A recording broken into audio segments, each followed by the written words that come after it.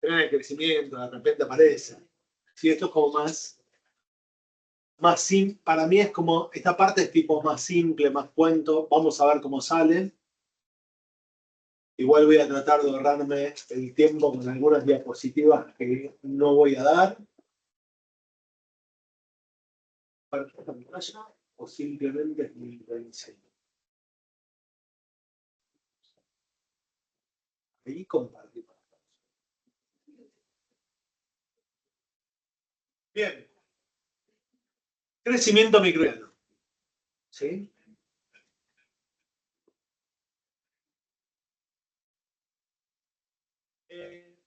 Independientemente del metabolismo, todos los microorganismos van a tener un comportamiento general similar. Vamos a usar esto.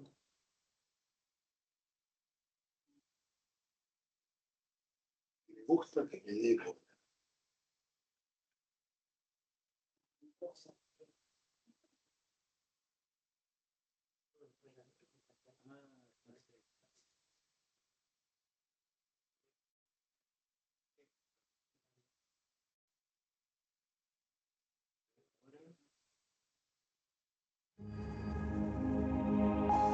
Bien.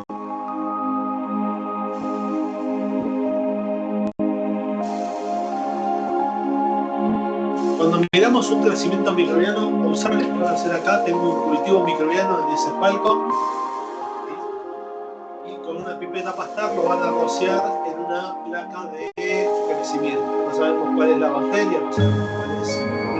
Si vemos que se dejó lo que estaba en el cultivo en la placa de pipeta. Y a medida que pasa el tiempo, lo que empezamos a ver es que empieza a haber un crecimiento microbiano que cada bacteria se reproduce utilizando los nutrientes del medio para alcanzar el crecimiento. Al cabo de una determinada cantidad de tiempo que tenemos previsto habitualmente en microbiología, es un tiempo de 24 o 48 horas para bacterias, vamos a observar que hubo un crecimiento microbiano. Cada bacteria se reproduce en particular tantas veces que el conjunto de bacterias ahora es visible. ¿Está claro? No es que la bacteria creció de tamaño, sino que hay tantas bacterias que las podemos ver a simple vista. ¿Está? Bien. Esto es el temario de la materia, ¿sí? Y la base del crecimiento microbiano es lo que figura ahí como aumento ordenado de todos los componentes químicos que llevan un incremento de los constituyentes y estructuras celulares, división celular y crecimiento de la población. Pero fíjense el orden en el cual están puestas las cosas. ¿Qué es lo primero que dicen?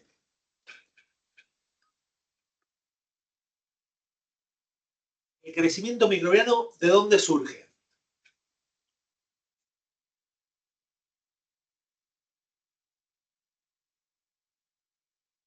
Primero necesito duplicar todos los elementos constituyentes de una célula bacteriana para que luego esa célula se divida en dos. Para ponerlo en términos muy obvios. Si la bacteria tiene un solo cromosoma y se divide en dos, una bacteria se queda con un cromosoma y la otra se queda con ninguno. ¿Qué necesito hacer? Duplicar todo lo que tenga dentro de esa bacteria para asegurar la mínima composición de esa bacteria que le permita el crecimiento y nuevamente la funcionalidad. ¿Está claro? Bien. Eso. ¿Qué requiere la bacteria? Por un lado, nutrientes. ¿Y qué más? Podemos tomar el agua o el medio favorable como parte de los nutrientes. La saca de los nutrientes.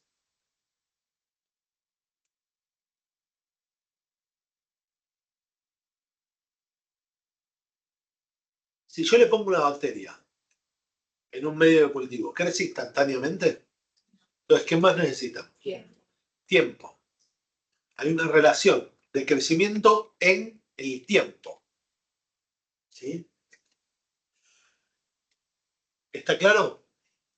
Entonces, si yo tengo una bacteria, esa bacteria en una determinada cantidad de tiempo va a duplicar su material genético, sus elementos constitutivos, y se va a dividir en dos para formar dos bacterias. Cada una de ellas, pasado un tiempo, va a hacer lo mismo y de las dos bacterias voy a tener 4 y así voy a tener 8 y así voy a tener tantas reproducciones bacterianas que me va a dar un número total de bacterias. ¿Sí? Imaginemos la siguiente situación. Supongamos que las bacterias se reproducen cada 20 minutos. ¿Sí? O sea que por hora voy a tener 3 reproducciones. ¿Están de acuerdo? En el lapso de 10 horas voy a tener 30 reproducciones. ¿Están de acuerdo? Si partí de una sola bacteria, al cabo de 10 horas voy a tener 2 a la 30 bacterias. ¿A cuánto equivale eso? ¿Cuál es el número? Si alguien puede calcular mentalmente 2 a la 30, me tiro por la ventana. Hagan la cuenta. No, no es infinito, es un número. Finito dentro de los reales naturales y par. Es un número. 2 a la 30. ¿Cuánto es? Recuerden que partió de una sola bacteria.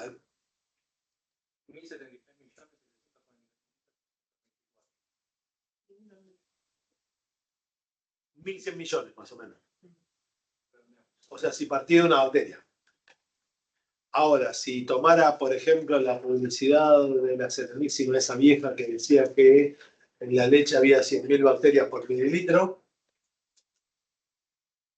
en un mililitro tendría 100.000 bacterias, en un litro tendría 100 millones. ¿Sí? Tengo que multiplicarlo por 1.000. Y a eso lo tendría que multiplicar por 1.100 millones. Yo creo que la leche va a tener muchas bacterias. Hay varios trucos ahí de lo que estoy haciendo, que primero la leche que estoy hablando es una leche cruda, sin pasteurizar, y que la dejé mucho tiempo, y que asumo que siempre se va a reproducir a la misma velocidad, cosa que en promedio es cierto, pero no es del todo así. ¿Está claro?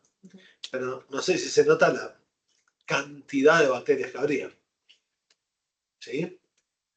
¿Está claro el punto? Bien.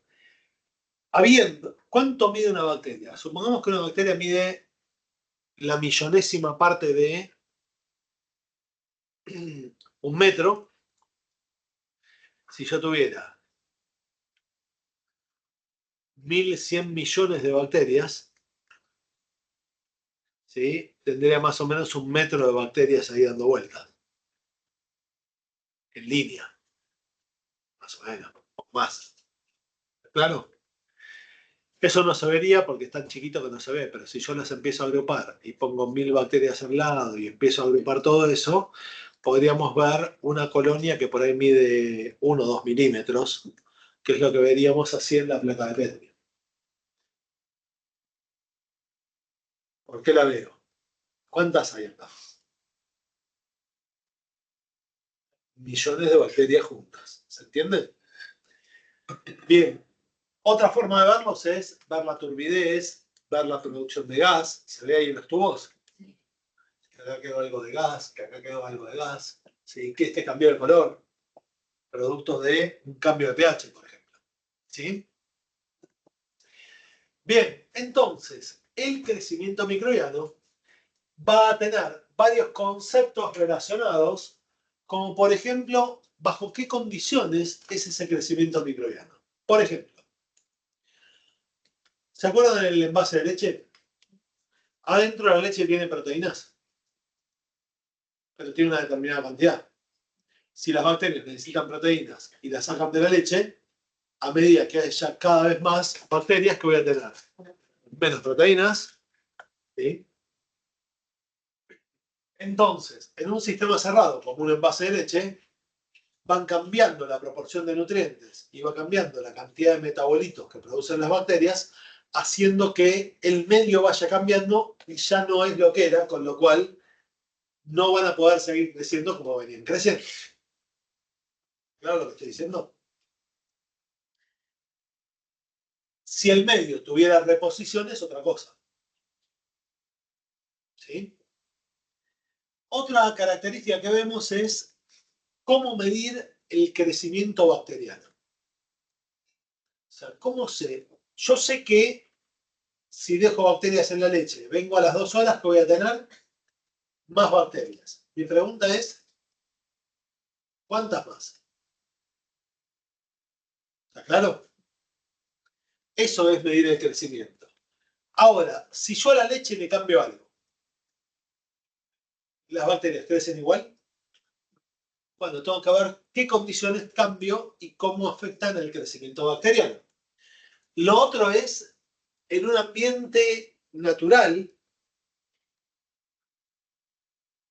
cómo es ese ambiente, qué aportes de nutrientes tiene el ambiente, qué aportes microbianos tiene el ambiente y cómo va modificando las diferentes poblaciones microbianas de ese lugar. Para ponerlo en otros términos. Supongamos que yo tengo que una laguna de efluentes de una planta de elaboración. Yo le voy poniendo nutrientes a esa laguna. ¿Y las bacterias que crecen cuáles son?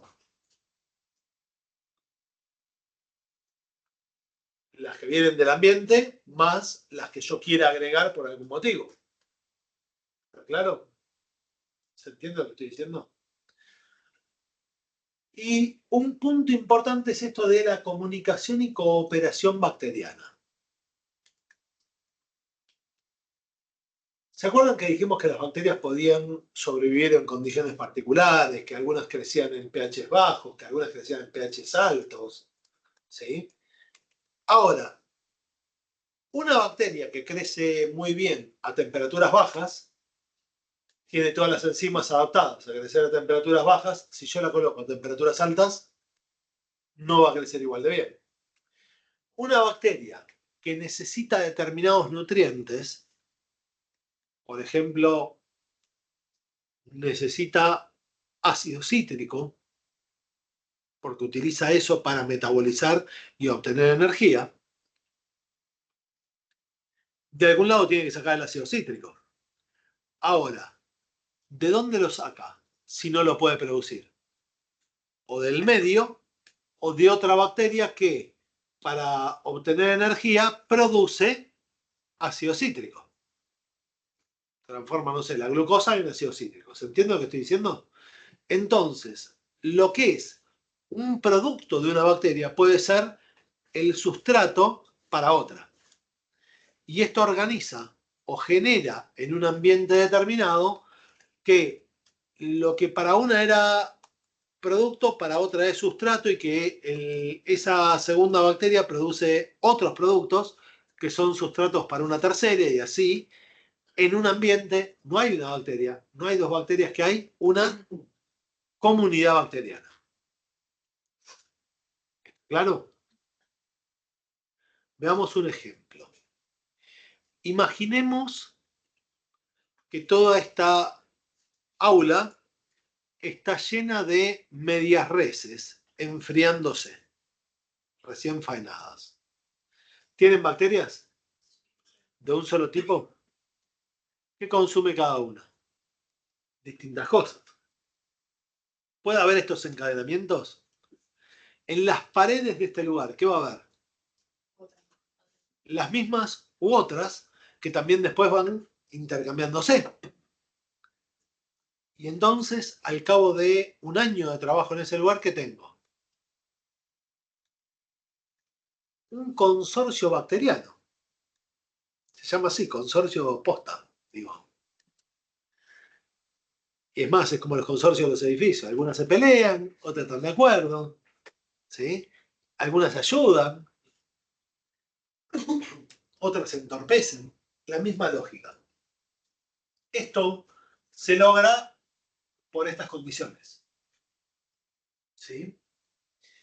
Bien, empecemos por el principio, que es el crecimiento microbiano. Si yo dejo un grupo de bacterias en un lugar, al principio voy a tener un número de bacterias. ¿Por qué? Porque son las que acabo de dejar. ¿Están de acuerdo? Y si pasa el tiempo, ¿qué va a pasar? Observen, ¿qué es lo primero que pasa? El número de bacterias, ¿qué pasa? Acá.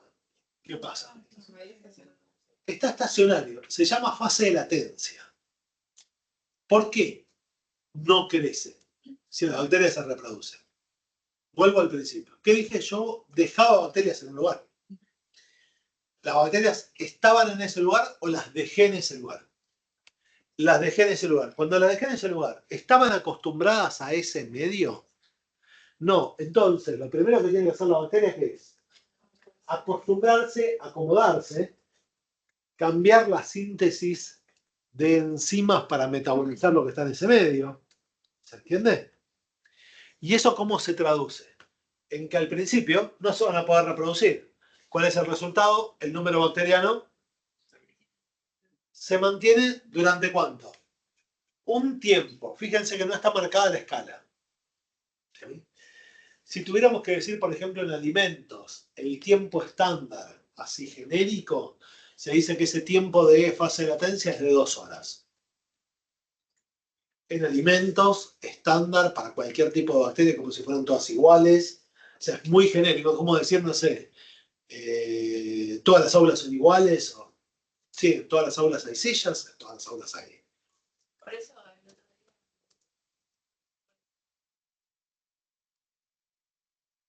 Exacto, a partir de esa base. ¿Sí? La fase de latencia, la que te dice para poder hacer eso, siempre tenés 2 horas. ¿Por qué? Porque suponemos que no hay crecimiento. Bien, ¿qué pasa a las 2 horas? Ya se acomodaron y ¿qué empieza a pasar? Se empiezan a reproducir. Y de 1 obtengo 2, de 2, 4, de 4, 8 y así sucesivamente. Es una curva exponencial. Como pueden ver, la forma de la curva es una recta y no es exponencial. ¿Por qué no es exponencial? ¿Qué dice acá? Es un gráfico semi-logarítmico. Esto no es logarítmico, esto sí. Con lo cual, el crecimiento acá es de 1, 10, 100, 1000. ¿Se entiende? ¿Está claro? Por eso es récord. Si no, sería una curva exponencial. Bien, y después, cuando termina la fase exponencial, ¿qué pasa? ¿Por qué se mantiene? Está bien la idea. No es el lugar el problema principal, habitualmente son los nutrientes. Por eso sí. Y más o menos. Depende un par de condiciones, lo que decís está bastante bien, pero hay varias demostraciones que un cultivo va perdiendo fuerza a medida que vos lo vas reponiendo, aún con reposición. ¿Sí? Tenés que ir adaptándolo a eso. Pero lo que decís es cierto. Yo si no repongo, ¿qué pasa? En este medio empieza a bajar la cantidad de nutrientes. Y otra cosa, empieza a aumentar los metabolitos de producto. Por ejemplo, si las bacterias producen ácido láctico, a medida que más bacterias se reproduzcan, ¿qué pasa?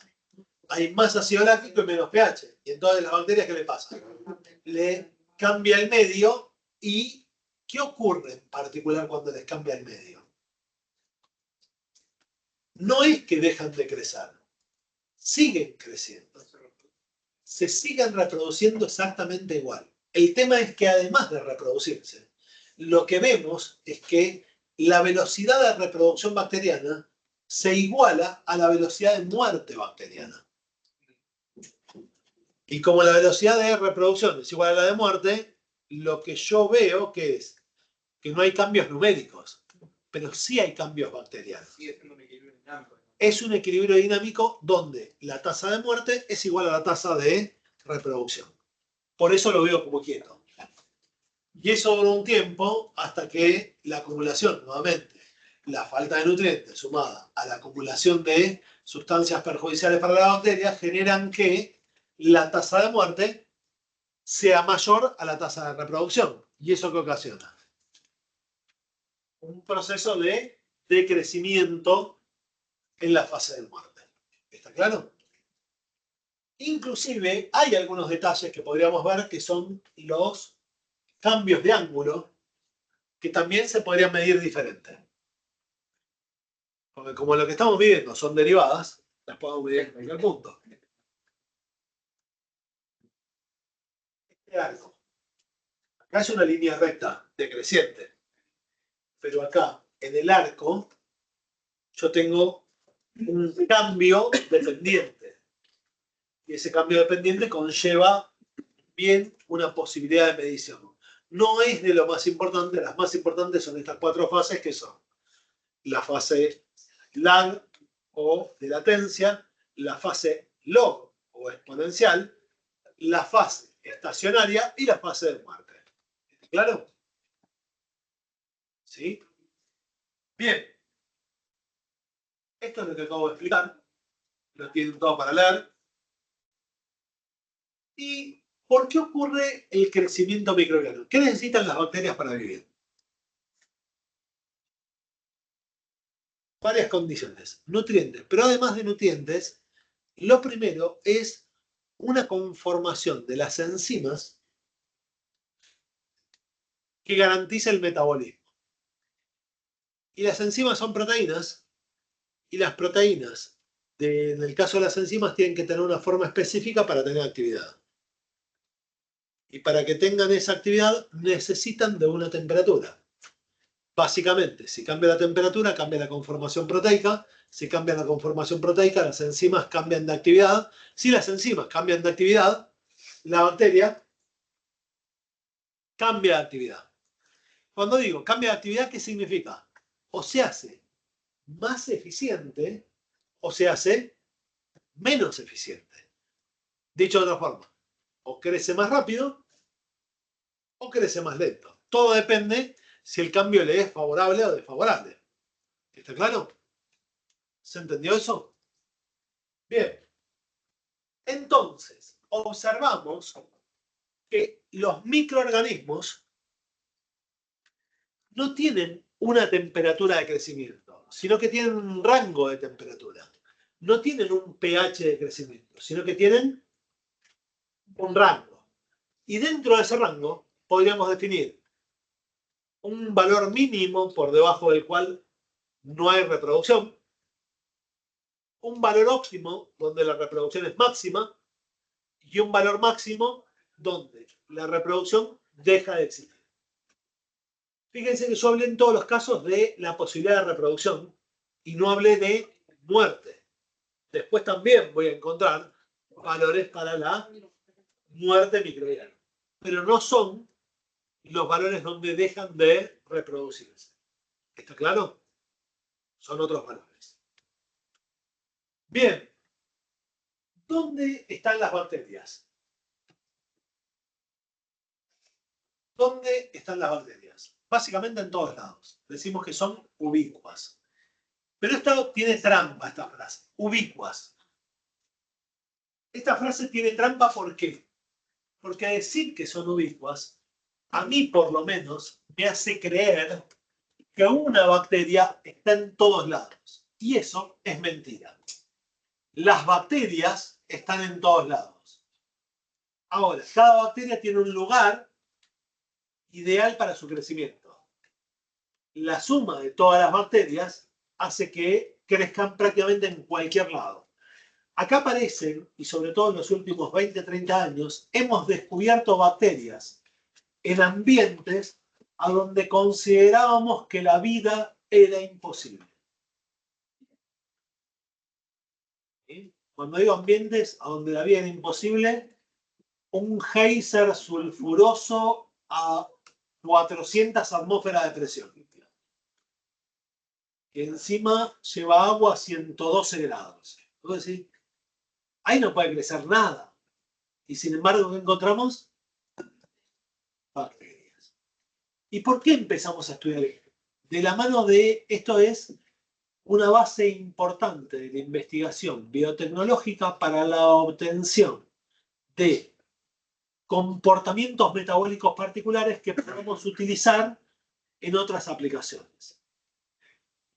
Las enzimas, por ejemplo, que utilizamos para hacer PCR surgen de la investigación de bacterias de estas características. ¿Sí? ¿Están? Bien. Primera condición, temperatura. Punto importante.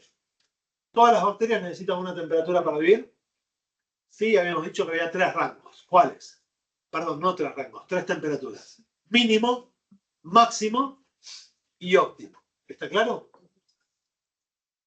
Si miramos la velocidad de crecimiento, lo vamos a ver así. Mínimo, máximo y el óptimo en la velocidad máxima de crecimiento se ve acá. Toqué mal. ¿Se ve acá el óptimo? Que es la máxima velocidad de crecimiento. ¿Está claro? Acá vemos un ejemplo de bacterias y en qué rango de temperaturas crecen. ¿Lo ven? Veamos ejemplos. Observen el rango de crecimiento del Campylobacter jejuni. Esta bacteria. ¿En qué rango de temperaturas crece? Vuelvo a ponerlo, esperen que se me fue el mouse. 20 y 42. Sí, el rango es recortito, ¿lo ven? Mientras que si yo agarro Yersinia enterocolítica, ¿qué pasa? Entonces, hay bacterias que son súper exigentes en sus temperaturas de crecimiento y otras que prácticamente cualquier temperatura les da igual. ¿Está claro? Bien, si miramos a todas las bacterias en conjunto, vamos a dividir a las bacterias en 5 grupos. Ahí los tienen más o menos dibujados a escala. Bien, el grupo, vamos a leer los nombres, son psicrófilos, psicrótrofos, mesófilos, termófilos y hipertermófilos. ¿Están de acuerdo? ¿Se entendió? Bien, ¿por qué se llaman filos o trofos? Viene del griego. Filo es que le gusta y trofo que habita en. O sea, filo que es lo que prefiere. Trofo es, bueno, acá puedo estar. Bien, ¿y ciclo qué significa? Frío. Termos, ¿qué significa? Calor. Y meso, ¿qué significa? Medio. Entonces, las cicrófilas, ¿dónde crecen? A temperaturas bajas. ¿Por qué se llaman cicrófilas? Porque les gusta el frío. ¿Por qué se llaman cicrótrofas? Porque soportan el frío. ¿Por qué se llaman mesófilas? Bien.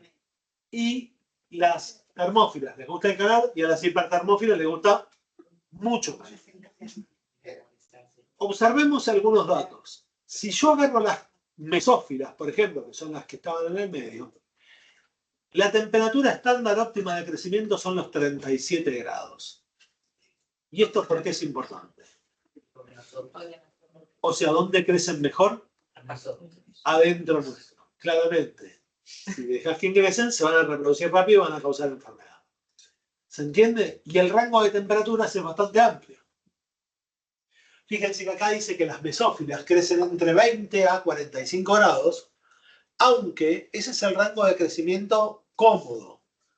Yo podría decir que llegan de 5 a 55 grados, como mínimos y máximos. O sea, se amplían más los rangos. Ahora, las cicrófilas, ¿a qué temperatura desarrollan? A 0 grados, crecimiento óptimo entre 15 y 20.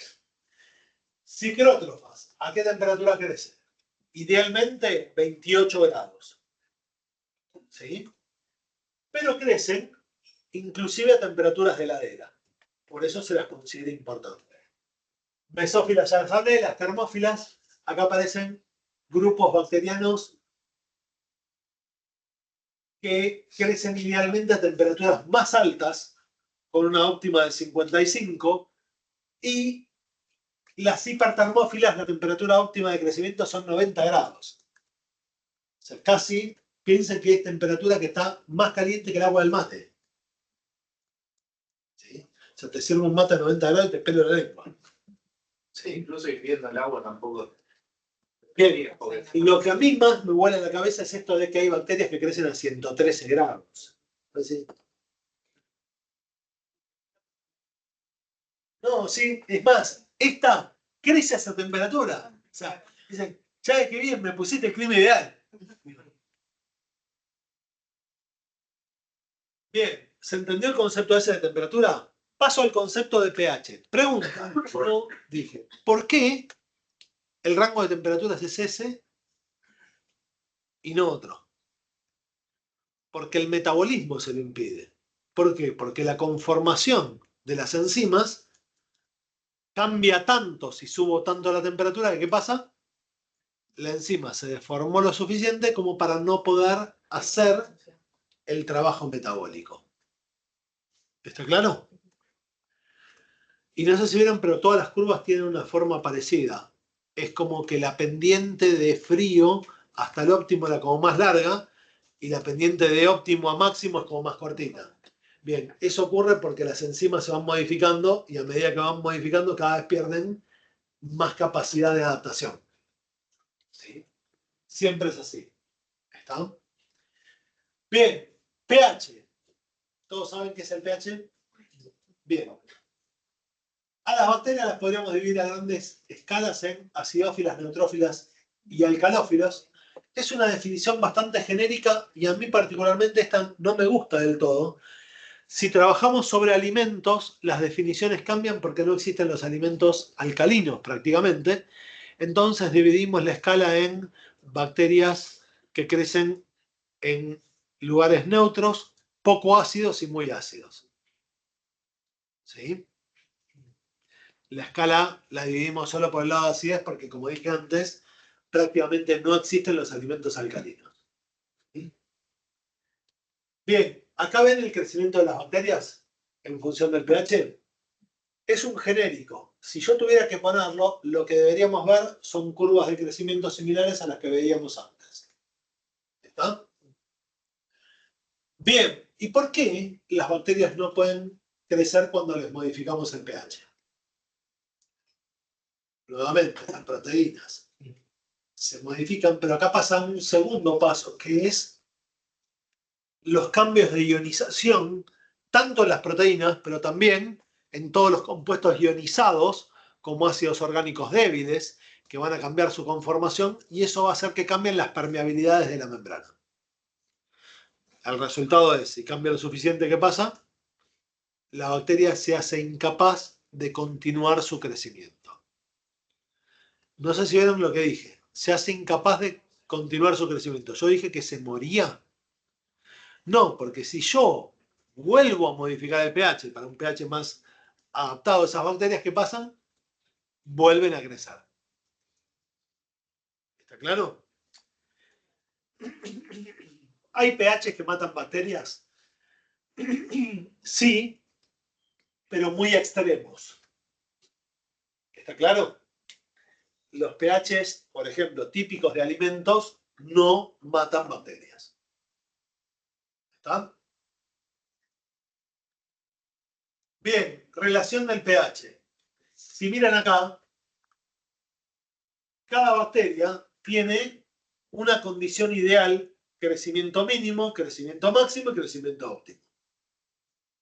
¿Está claro? Entonces, ¿todas las bacterias van a crecer en el mismo ambiente? No, ¿por qué? Veamos, yo sigo con la parte de alimentos. Si miro distintos alimentos que tienen diferentes pHs, y eso va a hacer que haya bacterias que puedan crecer más rápido en un animal que en otro. ¿Está claro lo que quiero marcar? Bien. Solutos. Si consideramos que la actividad de agua es la relación entre la presión de vapor de una solución dividida la presión de vapor del solvente a una temperatura, ¿por qué esta relación es importante? Porque esta relación guarda El concepto de actividad de agua no es microbiológico. El concepto de actividad de agua surge en la química en el siglo XVIII. O sea, no existían, mejor dicho, sí existían, no los habíamos descubierto a los microorganismos. ¿Está claro? Y explica este concepto la velocidad de transformación de reacciones químicas. Cuando hablamos de actividad de agua, lo que tratamos de explicar es por qué esta sal se disuelve en esto, por qué reacciona rápido, por qué reacciona lento esta mezcla. ¿Está claro? Y eso está dado con la cantidad de moléculas de agua que no están disueltas y en contacto con algún soluto. Para ponerlo en términos prácticos. Si yo agarro agua y le coloco azúcar, el azúcar se disuelve en agua. ¿Por qué? Porque el azúcar se disuelve porque se une al agua. ¿Están de acuerdo? Pero cuando el azúcar se une al agua, el agua se une al azúcar. Y ese agua que se une al azúcar está formando una capa de solvatación sobre ese sólido y al estar unida al sólido no puede ser utilizada por un microorganismo ni por una reacción química para una reacción. ¿El resultado cuál es? La cantidad y tipo de solutos disueltos en el agua determinan cómo se van a comportar los microorganismos en ese medio. ¿Está claro? Fíjense que la importancia de esto implica que si yo al medio le pongo azúcar o sal y se los disuelvo, no va a tener el mismo comportamiento a nivel bacteriano. ¿Está claro? Si yo bajo el AW a 0,95 con azúcar, o si bajo el AW a 0,95 con sal, las bacterias que van a poder crecer en esos medios van a ser diferentes. ¿Está claro? Por esto que estaba diciendo de cómo se mueve el agua en estos casos. ¿Está claro? Bien. Además del efecto de AW que tiene el soluto sobre el agua, tengo un efecto osmótico. Siendo que la bacteria tiene membranas semipermeables, de un lado de la membrana voy a tener una presión osmótica y del otro lado de la membrana voy a tener otra presión osmótica. Cuanto más sal haya en el medio externo, más presión osmótica va a haber en el medio externo y la bacteria se va a ver obligada a ceder agua hacia el medio. ¿El resultado cuál es? La bacteria se deshidrata. Si se deshidrata, no puede realizar reacciones químicas y por lo tanto, ¿qué va a pasar? Va a dejar de reproducirse. Por el contrario, si yo pongo a la bacteria en agua destilada, la parte interna del protoplasma va a tener solutos disueltos y el agua va a tender a ingresar por presión osmótica, haciendo que la bacteria, en principio, se hinche. Y además puede llegar a explotar, con lo cual podríamos matarla. Pero lo más común es que solo se hinche. Si la bacteria se hincha, todos los solutos de la bacteria se disuelven. Y si los solutos de la bacteria se disuelven, las enzimas están más dispersas y no alcanzan a los solutos, provocando que se enlentezca el metabolismo. ¿Está claro? Exactamente. Y eso en casos muy extremos como cuando coloco a bacterias en agua destilada.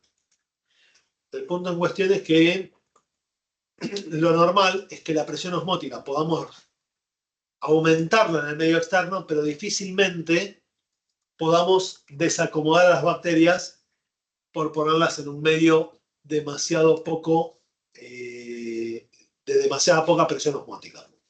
¿Sí? O sea, podemos generar que las bacterias dejen de crecer por ponerlas en un medio hiperosmótico. ¿Está claro? El camino inverso de ponerlas en un medio poco osmótico es teórico y eso nos permite entender por ahí por qué una bacteria, entre otras cosas, no crece bien en agua destilada. Detalle de esto. Tengo que tomar una muestra de alimentos, una muestra microbiológica de algo. Tomo la muestra que tiene bacterias y ¿en dónde la tengo que poner? En un líquido que sea osmóticamente neutro con las bacterias. Porque, ¿qué pasa si utilizo un medio que no es osmóticamente neutro con las bacterias? Vamos a tener de mínimo un estrés bacteriano. Y si los pongo en agua destilada, voy a tener mucha destrucción bacteriana, cosa que cuando yo después quiera medir cuántas bacterias había, que voy a medir que o no hay cuando había, o hay pocas cuando había muchas. ¿Está claro? Por eso tenemos que usar medios para todo lo que es traslado. Sería mucho más cómodo usar agua destilada. Pero si usamos agua destilada, ¿qué hacemos? Vamos a perder cultivos. ¿Ah? O sea, tenés que saber igual con qué está trabajando también. Sin duda. En realidad no tengo que saber con qué estoy trabajando, porque en general eso es una incógnita. Pero sí tengo que saber qué quiero encontrar. Esto es como un juego. ¿Vieron el jueguito este de chicos que se llama ¿Quién es quién? Que vos tenés un montón de muñequitos parados y tenés que preguntar, ¿es rubio? ¿Tiene anteojos? ¿Cosas por el estilo? Bueno, con las bacterias hacemos lo mismo. Vos querés buscar quién es, pero ¿cómo lo busco? Haciendo preguntas desde su metabolismo.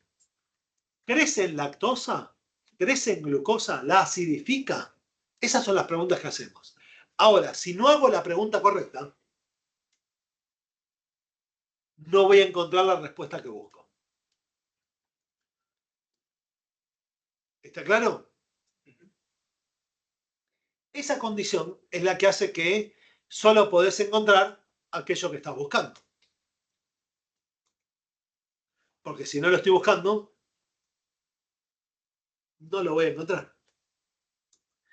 Entonces, frente a lo que vos decías, justamente, si lo estoy buscando lo puedo encontrar, pero si yo no estoy previendo lo que estoy buscando, para dar ejemplos típicos, tengo un alimento congelado y quiero saber si tiene salmonela. Yo sé que la salmonela en congelación se estresa y que tengo que cambiar la forma de trabajo para evitar, para desestresarla y luego ver si crece. Ahora, si yo no considero que había salmonela, la pongo en cualquier medio y claramente, como la puse en cualquier medio, la salmonela estaba estresada, no crece. Y yo después voy a informar que no hay salmonelas, cuando por ahí había. ¿Pero por qué no las encontré? Porque no las busqué adecuadamente. ¿Está claro? Por eso es importante, y todos los que hagan alimento van a tener una tortura continua y sistemática en cómo son las marchas microbiológicas. O sea, eso lo tienen que saber porque es clave en el criterio de lo que está buscando. Depende en qué estés trabajando, siempre, igual estoy poniendo un caso bastante grave que es un patógeno, pero es en cualquier caso. Trabajar lo suficientemente mal y vas a lograr. Es difícil hacer las cosas tan mal, pero hay gente que lo logra. ¿Sí? No hay que desmerecer la habilidad de la gente que labura mal.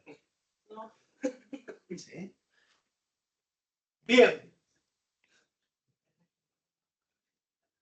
Esto ya lo expliqué todo.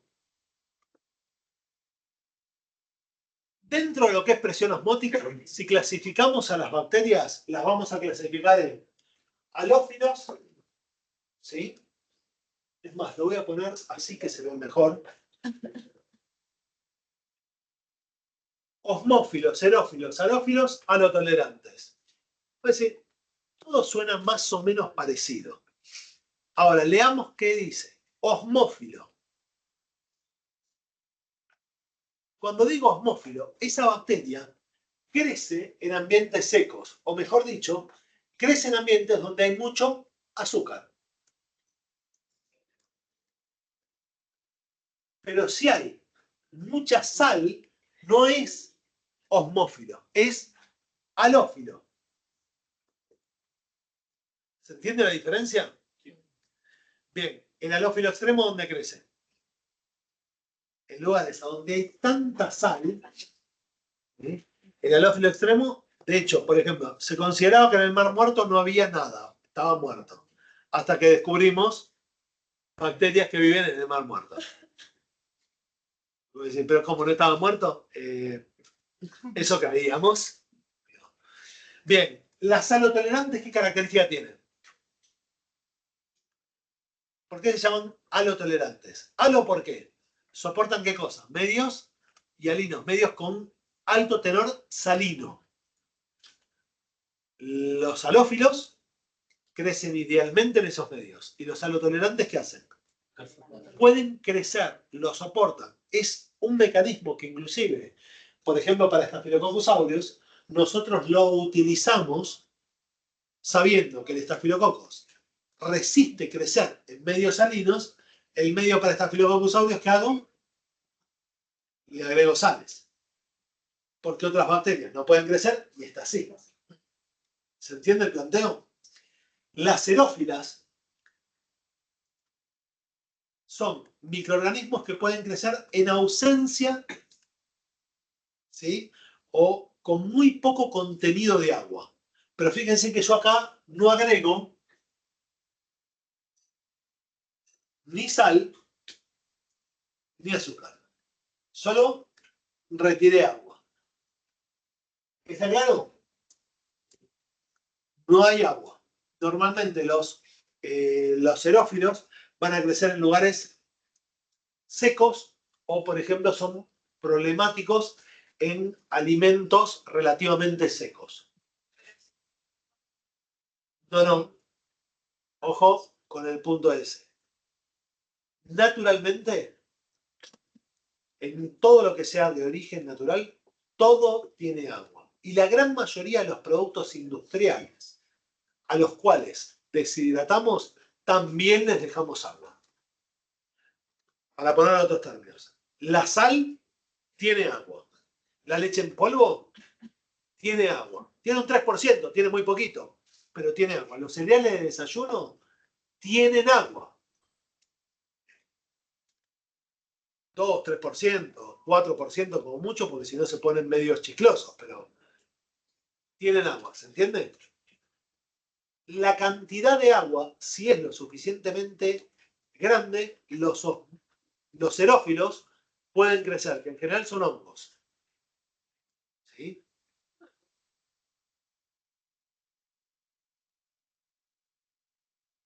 Bien, veamos. ¿Alguna vez se te pudrió una mermelada? ¿Y qué le creció? ¿Hongos de qué tipo? En una mermelada. Sí, sabemos. ¿Qué tiene la mermelada? Azúcar. Y si tiene azúcar, ¿qué tipo de hongos eran? Claro, sí sabemos. Ahora vamos a decir qué variedad de hongos, qué sé yo.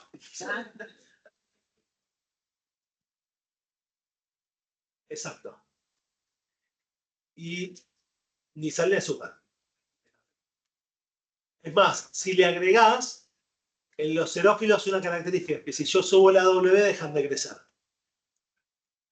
Porque están adaptados a medios secos. La actividad de agua es la relación entre la presión de vapor de un soluto y la presión de vapor del agua pura.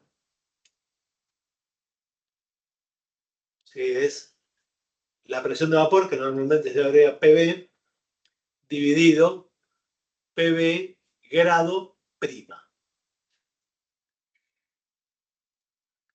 ¿Sí? Esa es la condición así típica. De hecho, también lo podemos, en muchos aparatos lo que hacemos es medir el AW a tiempo infinito. Como el AW va a estar relacionado con la humedad relativa a tiempo infinito, la humedad relativa de un ambiente cerrado donde yo pongo un alimento o algo, a tiempo infinito va a ser el AW de ese alimento. Y eso es lo que se usa para medir AW en la mayoría de los alimentos. ¿Sí? Pero no me voy a meter en eso porque eso está la parte de química analítica y esas cosas que yo no entiendo nada. Bien, AW, ¿se ve acá?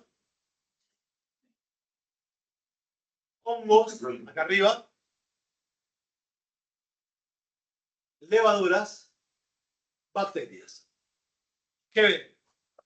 Que el rango de AW, no lo dije, pero el rango de AW máximo es entre 0 y 1. Si algo no tiene agua, como por ejemplo el aceite, el AW va a ser 0. Y el máximo valor de AW, como yo mido presión de vapor de algo dividido presión de vapor del solvente, si yo pongo presión de vapor del solvente dividido presión de vapor del solvente, ¿cuánto da? 1. ¿Y cuándo voy a tener solvente dividido solvente? Cuando tenga agua dividido agua. ¿Sí? Entonces, el AW, ¿qué valores puede tomar? De 0 a 1. Y fíjense que la mayoría, por debajo de 0,8 de AW, fíjense que quedan pocos. ¿Los ven? Quedan las bacterias halófilas, las levaduras halófilas, los mohos y los mohos xerófilos. ¿Sí? Así complicadito nos queda el mucor, que está ahí justo en 0,8. El mucor es, por ejemplo, un habitante normal de la flora del ser humano. Crecen las vías respiratorias. ¿Sí? ¿Está claro eso? ¿Se entendió esto? Bien. Para terminar, presión hidrostática. Las bacterias están llenas de agua, con lo cual aguantan bastante presión porque no tienen aire. ¿Está claro? Este dato no es menor porque resisten presiones que son inimaginables para nosotros. Decimos que hay bacterias barotolerantes, que son las que soportan presiones altas. Barotolerantes soportan hasta 500 atmósferas. Las barófilas crecen entre 400 y 500 atmósferas. O sea, necesito que haya 400 atmósferas para que crezcan. ¿Está claro? Esas marinas. Sí. Sí, son las que encontramos en los fondos marinos. Pero después tenemos los barófilos extremos. Que crecen a presiones ideales de 700 a 800 atmósferas. ¿Sí?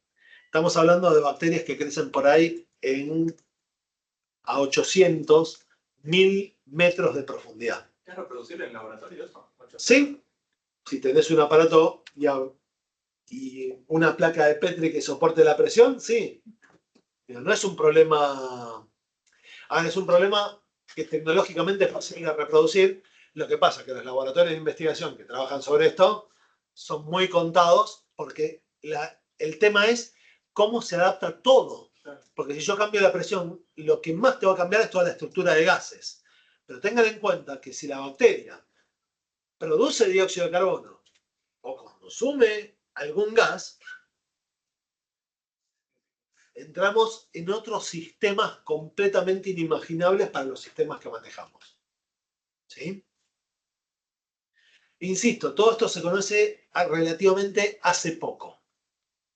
Inclusive, hoy tenemos técnicas de pasteurización en alimentos que, si las aplicamos de forma adecuada, podemos pasteurizar únicamente aplicando presión.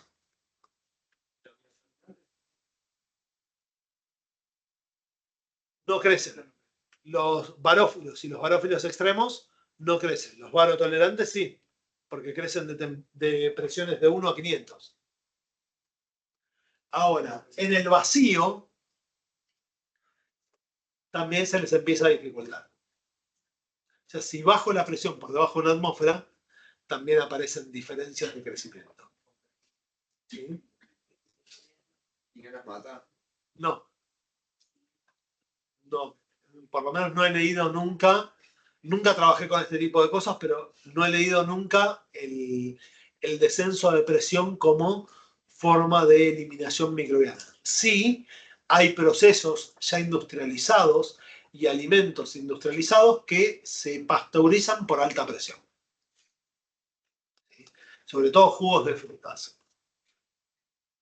que no pasan nunca por un pasteurizador. Es solo le aplico presión para matar bacterias. ¿Sí? Ya hoy existen ese método. Hay varios métodos raros de esos.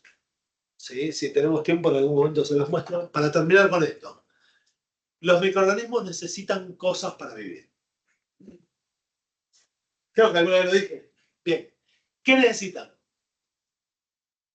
Lo primero, número uno, fuente de carbono. De hecho, la fuente de carbono que utilizan como fuente tanto de energía como de fuente de carbono clasifica los microorganismos.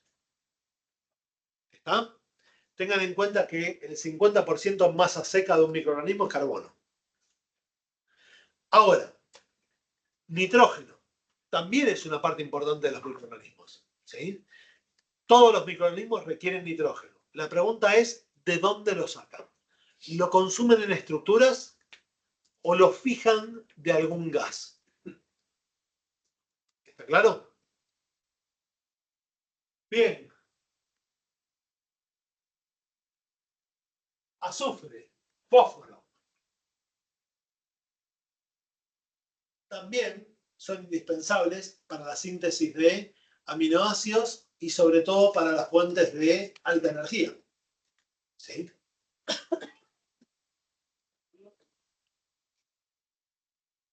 Bien. Vamos a encontrar muchos. ¿Ven esa molécula que está ahí? Bien, es una molécula de alta energía. ¿Sí? Tiene azufre, nitrógeno, oxígeno, fósforo, o sea, tiene un... Y esto lo necesitamos para la vida de cualquier microorganismo. Además de fósforo, azufre, carbono y nitrógeno, ¿qué necesitamos? Potasio, magnesio y calcio. Potasio para mantener la presión osmótica de la célula. Magnesio, la fuente principal es unirse a todo el metabolismo relacionado a la energía. Y el calcio como un modulador enzimático importante, sobre todo como señal. ¿Sí? Bien, ¿eso es lo único que necesitamos? No. Las bacterias necesitan hierro para hacer grupos hemo, cobre, zinc, molibdeno. ¿Sí? ¿Para qué todos esos minerales? Por ejemplo, ¿para qué necesitan hierro para hacer grupos hemo? Puede decir, ¿para qué quieren grupos hemo? ¿Para hacer hemoglobina? No, mira, las bacterias no tienen sangre. Pero los grupos hemo no aparecen solo en la sangre. ¿Escucharon hablar de la fosforilación oxidativa? Bien. En la fosforilación oxidativa, cualquier electrón pasa por lo menos por 10 grupos hemo. Con lo cual, si no tenés los grupos hemo, estás al horno. ¿Sí? Bien. Otros factores de crecimiento. Ven ahí, lo de arriba es agar sangre. La sangre es un lugar de crecimiento ideal para los microorganismos, pero de acuerdo a los nutrientes que requieran, van a ser distintos tipos de degradación de la sangre. ¿Y cuál es el resultado? Cuando sembramos en agar sangre, de hecho hay bacterias que se recomienda la siembra ahí para ver cómo rompen la sangre. Y eso nos permite diferenciarlas. ¿Sí? Ahora, ¿qué puede necesitar una bacteria? Bueno, depende de cuál sea la bacteria, va a tener sus necesidades. Algunas necesitan vitaminas específicas, otras necesitan determinado mineral, otras necesitan que les agreguemos determinado azúcar. ¿Sí? Y por último, termino con esto. Potencial de oxidorreducción. ¿Qué es esto? Es la facilidad o dificultad que tiene un medio para realizar reacciones de oxidación o la vía inversa de reducción. Bien, esto en los microorganismos es importante porque las condiciones del medio van a determinar qué tipo de microorganismo puede crecer en ese medio en particular. Los medios reductores, ¿sí?, los que tienen potencial de oxidorreducción negativa, vamos a ver que crecen determinados grupos de microorganismos. Y los medios que tienen potencial de oxidación positiva crecen otro tipo de microorganismos. Para hacer la regla fácil, en los lugares a donde esto se oxida es porque hay oxígeno. ¿Qué microorganismos van a poder crecer en los lugares a donde el potencial de oxidorreducción es positivo. En aquellos lugares van a ser los microorganismos que pueden metabolizar el oxígeno. Mientras que los que no pueden metabolizar el oxígeno, ¿qué necesitan? Medios con un potencial de óxido de reducción negativo. ¿Está claro? ¿Sí? Ejemplos de lugares, por ejemplo, muy negativos. El rumen, el primer preestómago de la vaca, es un lugar muy raro donde no hay oxígeno nunca. Si hubiera oxígeno puede explotar la vaca. A ese nivel podemos llegar. Oxígeno gaseoso. Sí, eso, pero no viene. Sí, después lo vemos. ¿Sí? Bien, ¿se entendió esto? ¿La importancia? Bien. Ejemplo típico en alimentos: la carne entera versus la carne picada. Observen lo que voy a decir. La carne picada, así, la pico y nada más, dura muy poco. Se oxida más rápido. Se oxida mucho más rápido. Pero además, si yo esa carne picada la apelmazo mucho, dura más que la carne entera.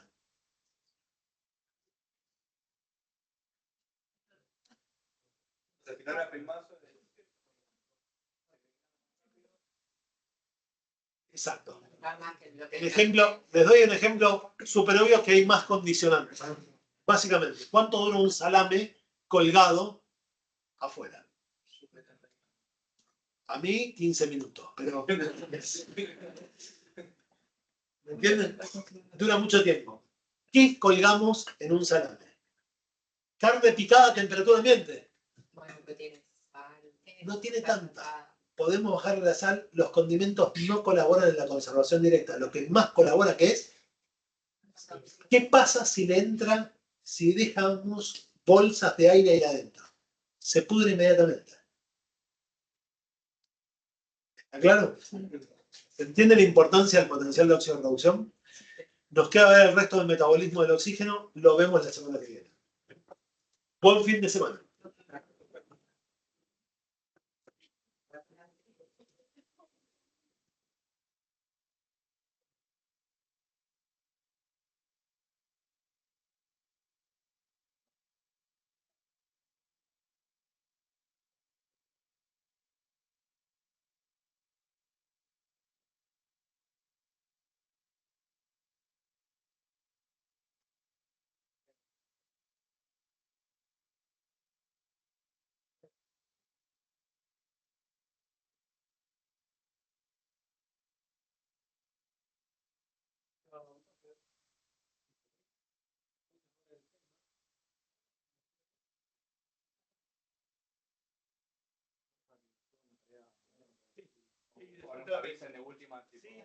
Les avisamos después cómo lo subimos, quiero probarlo para que lo podamos mandar en realidad.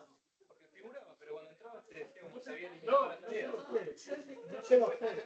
A nosotros, cuando queríamos editarlo para hacer algo, nos pasa lo mismo. Entonces, es más, lo subió eso. Ya hay un tema con el usuario, lo subo yo, lo mismo, pero con mi usuario. No tengo idea por qué pasa. Y no tengo otra clase que más no subió una tarea, así que no sé si es que el tiempo está fallando. No, eso te puedo garantizar que está fallando eso que estamos haciendo. No es otra cosa.